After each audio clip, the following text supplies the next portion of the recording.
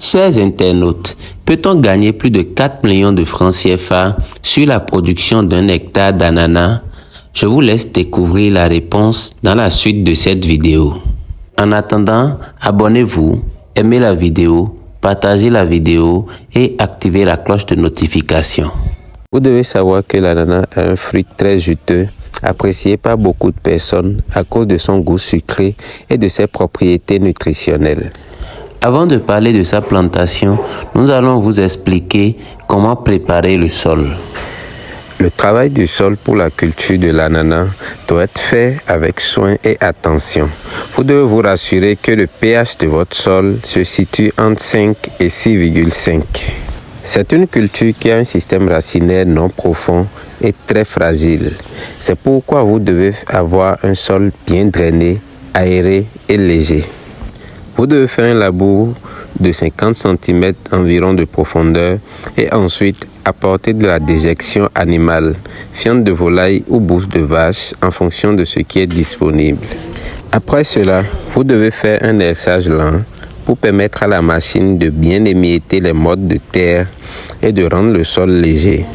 Au fur et à mesure que le labour évolue, les activités de préparation des rejets évoluent également.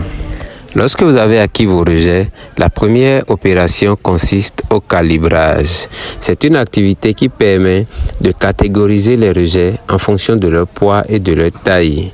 On peut distinguer 4 différentes classes. Les rejets qui ont entre 100 et 200 grammes, les rejets qui ont entre 200 et 300 grammes, les rejets qui ont entre 300 et 400 grammes et les rejets qui ont entre 400 et 500 grammes. Lorsque vos rejets sont calibrés, il faut passer au parage. Le parage n'est rien d'autre que la suppression des écailles mortes pour avoir accès aux bourgeons, car c'est de là que de nouvelles racines vont émerger.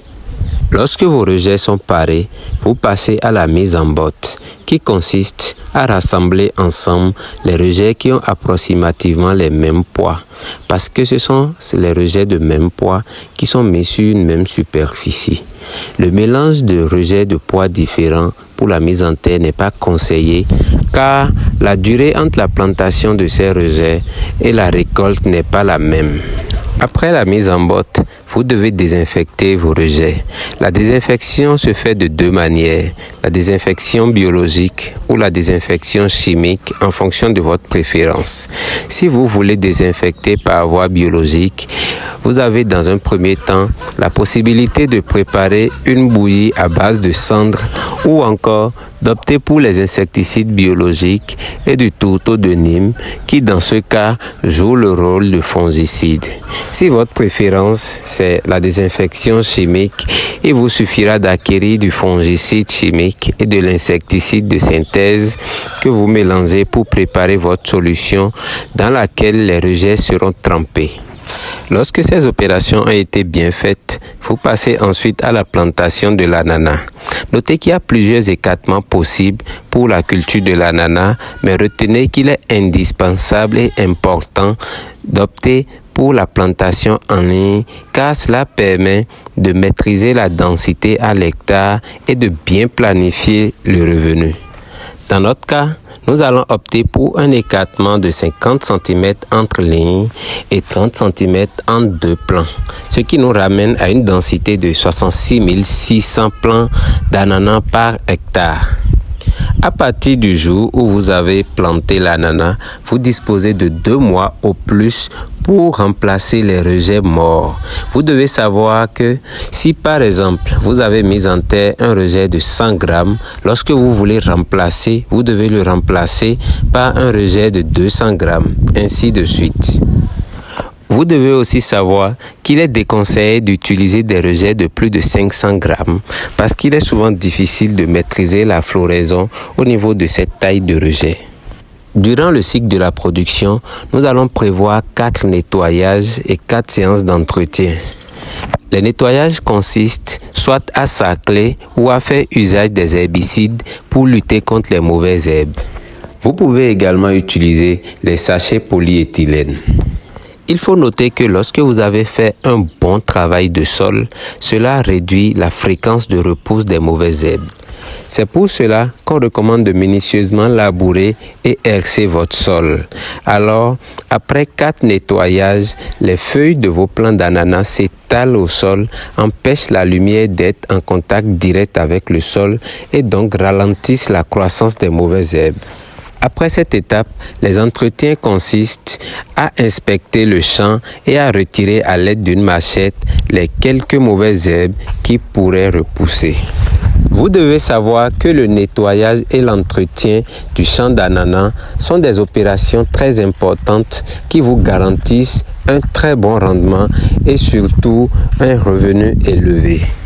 En ce qui concerne la fertilisation, souvenez-vous qu'au moment du travail du sol, nous avons apporté de la déjection animale. Cette fumée de fond permet de mettre à disposition de vos plants d'ananas de l'engrais biologique qui les aide à reprendre de plus belle et de façon vigoureuse. En moyenne, pour la production d'un hectare d'ananas, vous avez besoin de 300 kg d'urée, 150 kg de phosphore et 500 kg de potassium. Ce besoin doit être ajusté en fonction de la fertilité et des résultats de l'analyse de vos sols. Le cycle de production de l'ananas étant long, vous avez besoin d'aider le sol en mettant à disposition de la plante les éléments nutritifs dont elle a besoin pour une croissance rapide et surtout régulière. La manière de faire la fertilisation est simple. Vous avez le choix entre les fertilisants bio ou les fertilisants chimiques. Et dans chaque catégorie, vous avez la possibilité de faire des apports solides, des apports foliaires ou encore opter pour le goutte à goutte.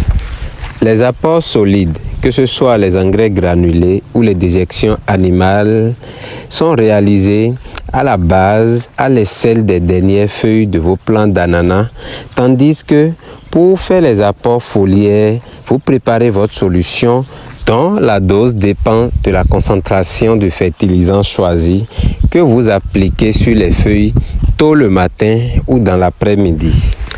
Pour utiliser de façon efficiente vos fertilisants, le besoin de la plante que nous avons énuméré plus haut doit être fragmenté au moins en 4. Cela veut dire que pour un cycle de production de l'ananas, vous devez faire au moins 4 fois l'apport d'engrais tout en prenant en compte le besoin global de la plante. Vous devez savoir que le dernier apport de fertilisant doit se faire 30 jours avant le traitement d'induction florale. C'est ce traitement qui permet de déclencher de façon homogène la floraison de vos plants d'ananas. On utilise des produits à base d'éthylène comme l'acétylène, l'étéphon ou encore les charbons actifs. Le produit le plus répandu est l'acétylène qui est obtenu grâce à la dissolution du carbure de calcium dans de l'eau.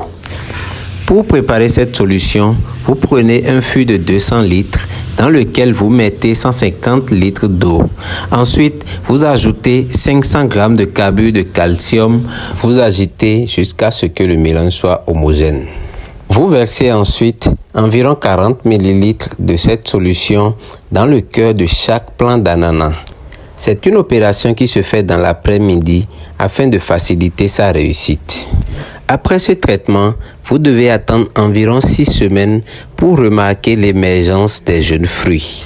Vous devez savoir que la durée entre le traitement d'induction florale et la récolte de vos ananas varie de 12 à 20 semaines en fonction des conditions agroclimatiques du milieu. Le stade de maturité auquel vous récoltez vos fruits dépend du marché que vous avez à satisfaire. Il faut rappeler que dans le cas de la production d'ananas, vous récoltez non seulement les fruits, mais également les rejets.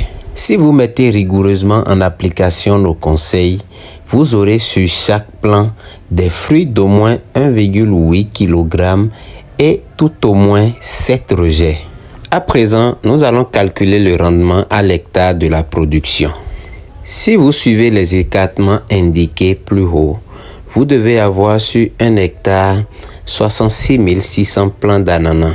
Mais dans nos calculs, nous allons considérer 60 000 plants. En général, lorsque vous suivez très bien l'itinéraire technique proposé dans cette vidéo, vous avez des fruits allant de 1,8 kg à 2 kg et plus et au moins 10 rejets par plant. Mais pour nos calculs, nous allons considérer que chaque fruit pèse 1,5 kg et qu'on a seulement 5 rejets par plant. Nous allons fixer à 50 francs CFA le prix du kilogramme d'ananas et à 10 francs le prix de chaque rejet épuré. Alors résumons. Un fruit d'1,5 kg vendu à 50 francs CFA est égal à 75 francs CFA.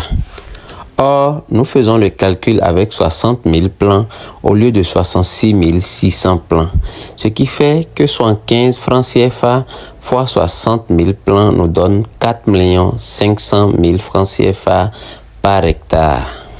On suppose que chaque plant produit 5 rejets au lieu de 10 rejets, 9 rejets, 12 rejets et plus. Et que chaque rejet est vendu à 5 francs, ce qui nous donne 25 francs de rejets par plant. Sur 60 000 plants, vous gagnez alors 1 500 000 francs pour la vente de vos rejets. Ce qui vous donne un total de 6 millions de francs CFA si vous suivez rigoureusement nos prescriptions. Chers internautes et amoureux de l'agriculture, si vous êtes dans des zones favorables, n'hésitez pas à vous lancer. Et surtout, pour vos besoins en formation, accompagnement, création et gestion de ferme, achat d'intrants et de rejets, n'hésitez pas à nous joindre au 66 29 117 91 ou sur le 95 02 34 35 ou via mail expert229@yahoo.com.